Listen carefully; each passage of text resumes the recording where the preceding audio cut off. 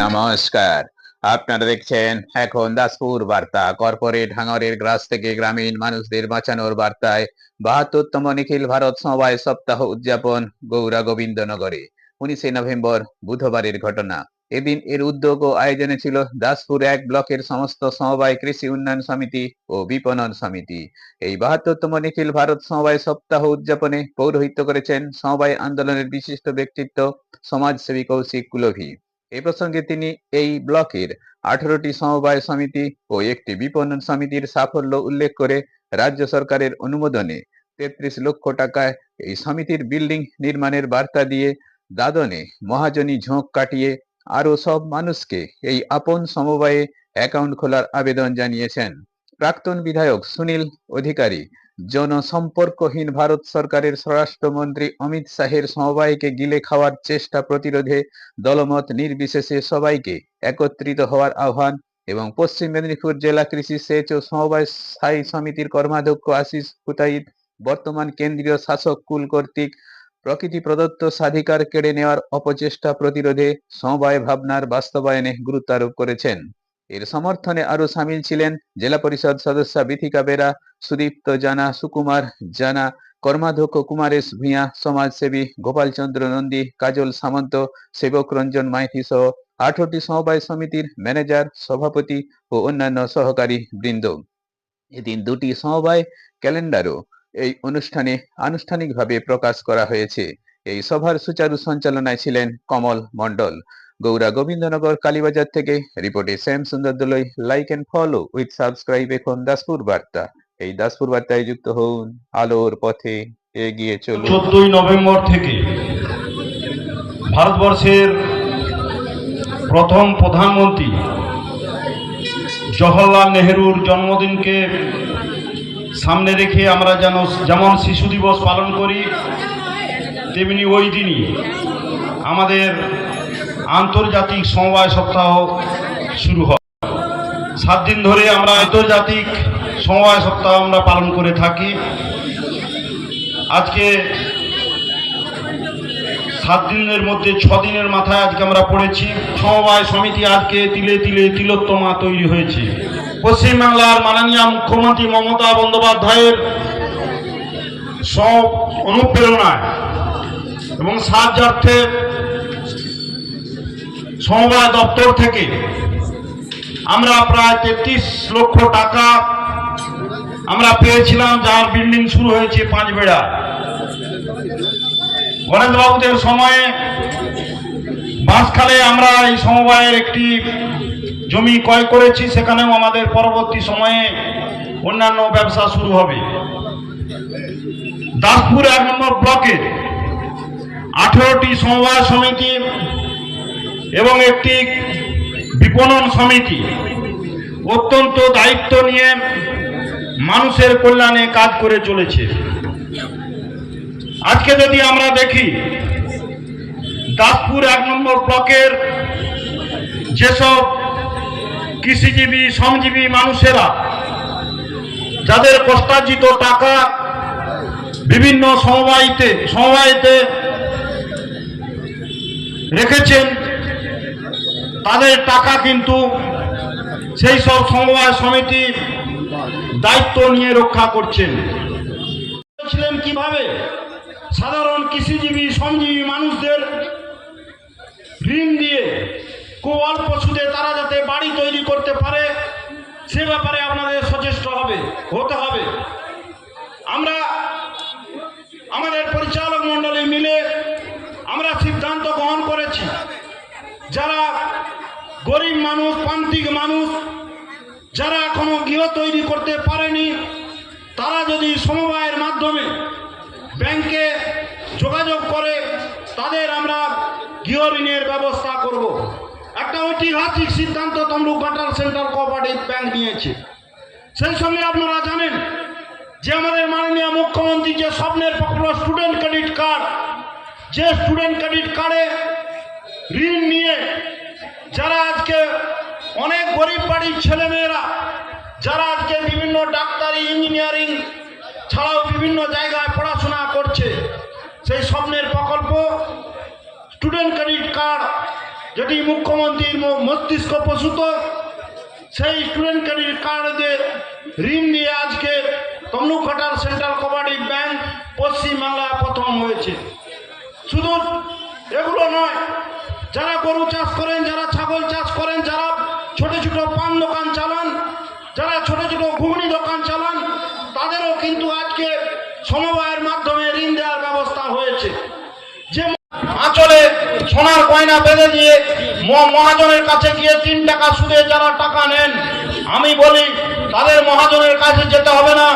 আপনার নিজের ব্যাংক সমবায় ব্যাংক, সেই ব্যাংকে গিয়ে আপনি সোনা বন্ধক রাখুন, আপনি সেখান থেকে খুব অল্প সুদে সেখানে ঋণ পাবেন। আমাদের লক্ষ্য কি?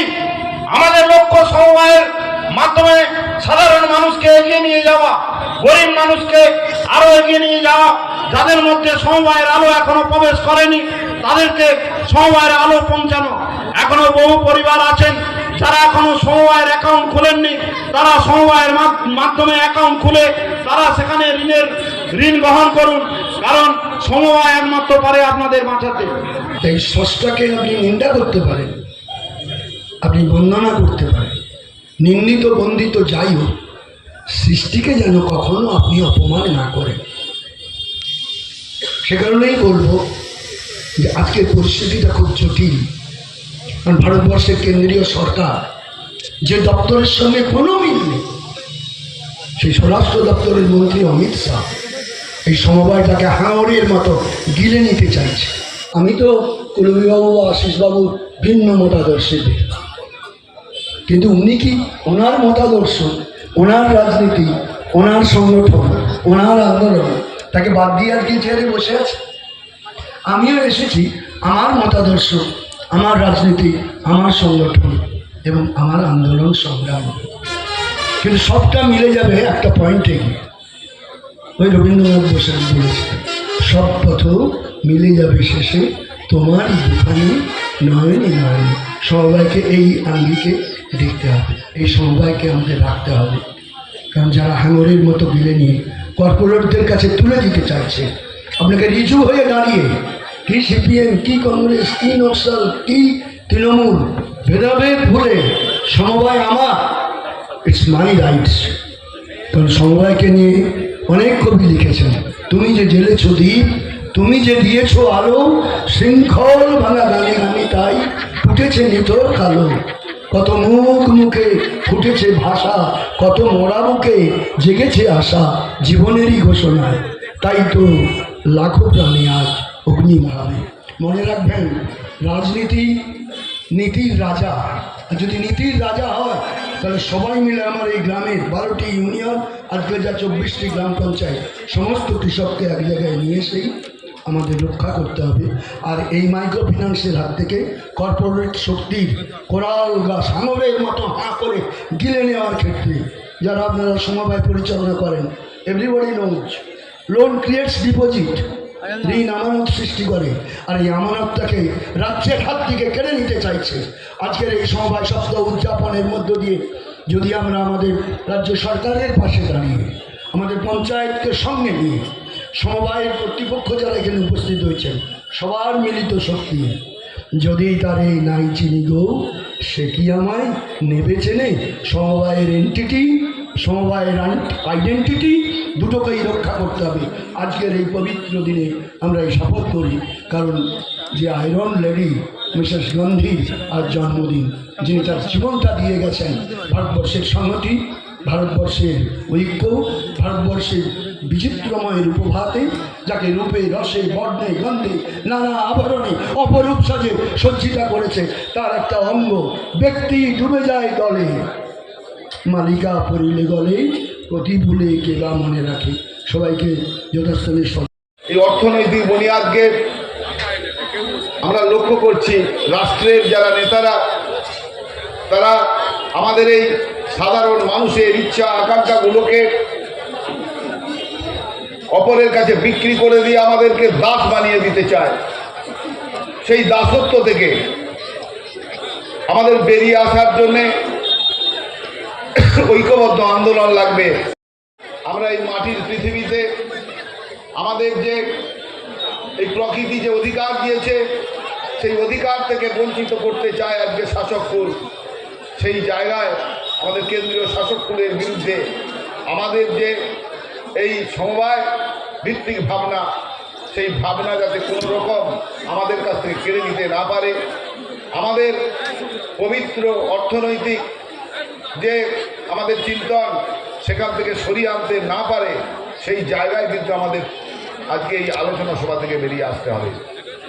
আজকে আমরা রবীন্দ্রনাথের আজকে আমরা দেখলাম যে রবীন্দ্রনাথের ছবি এখানে আমাদের ব্যবহার করা হয়েছে। আপনারা তো প্রত্যেকেই জানেন রবীন্দ্রনাথ তার নোবেল পুরস্কার এনে দিয়েছিলেন আমাদের পরাধীন ভারতবর্ষকে।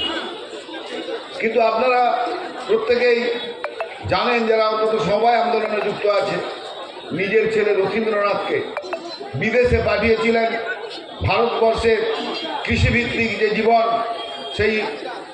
সেই জীবনকে কিভাবে এই কৃষি দিয়ে শক্তিশালী করে দেওয়া যায়, সেই জায়গাটাকে কিন্তু শক্তিশালী করবার লক্ষ্যে নিজের ছেলেকে তিনি বিদেশে পাঠিয়ে দিয়েছিলেন।